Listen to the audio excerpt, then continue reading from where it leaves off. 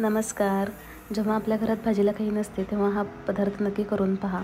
1 वाटी बेसन घेतलेलं आहे, थोडीशी कोथिंबीर घातली, थोडंसं तिखट घातलं आणि त्यानंतर चवीपुरतं मीठ घालून याचा घट्टसर असा गोळा मळून घ्यायचा आहे. तर आज आपण बनवत आहे बेसनच्या वड्यापासून आमटी. याला तुम्ही काय म्हणता ते कमेंट करून सांगा. बेसनचा असा घट्ट गोळा मळून घ्यायचा आहे. यानंतर आपण छोटंसं एक वाटण करून घेणार आहे. या वाटणामध्ये 10 ते 12 लसूण पाकळ्या, थोडंसं खोबरं, कोथिंबीर घालायची आहे आणि याची बारीक पेस्ट करून घ्यायची आहे. कढईमध्ये तेल गरम करायला ठेवलेलं आहे. तेलावरती सुरुवातीला मोहरी तडतडून घेतली, यानंतर जिरे घालायचं. यानंतर हे आपण पेस्ट केलेली घालून घ्यायची आहे. धने पावडर 1 चमचा, हळद, लाल मिरची पावडर, थोडासा काळा मसाला आणि आवडत असल्यास तुम्ही कोणतेही आवडीचे मसाले याच्यामध्ये ॲड करू शकता.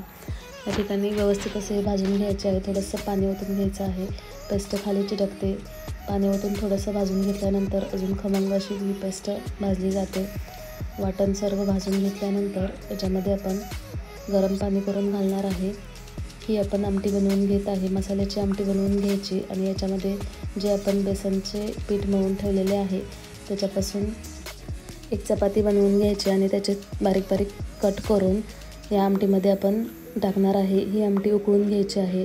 आमटी जोपर्यंत उकळते तोपर्यंत मी या ठिकाणी बेसनची चपाती करून घेत आहे. हे बेसन पीठ आपण मळून ठेवलं होतं ते अगदी घट्टसर असेच मळायचे आहे, म्हणजे चपाती व्यवस्थित लाटता येते. पोळपाट बेलण्यावरती तेल लावून लाटू शकत असाल तर तेल लावून लाटा किंवा पीठ लावून लाटले तरीही चालेल. आपण रेग्युलरची चपाती लाटतो तशी ही चपाती मी लाटून घेतली. आपल्याला जाड पातळ कशी हवी आहे त्याप्रमाणे ही लाटून घ्यायची. अशा प्रकारे त्याचे काप करून आपण जी मसाल्यांची आमटी केलेली आहे त्यामध्ये हे काप सोडायचे. आमटी उकळल्यानंतरच हे काप सोडायचे आहेत. मस्त अशी तर्री आलेली आहे आमटीला आणि अतिशय चविष्ट अशी ही मसाल्यांची भाजी लागते. बेसनच्या चपातीपासून केलेली ही आमटी नक्की ट्राय करा आणि कमेंट करून सांगा रेसिपी कशी झाली आहे. रेसिपी आवडल्यास लाईक करा. आपल्या चॅनलवर नवीन असाल तर चॅनलला सबस्क्राईब करा. नंतर भेटूया पुढील व्हिडिओमध्ये. धन्यवाद.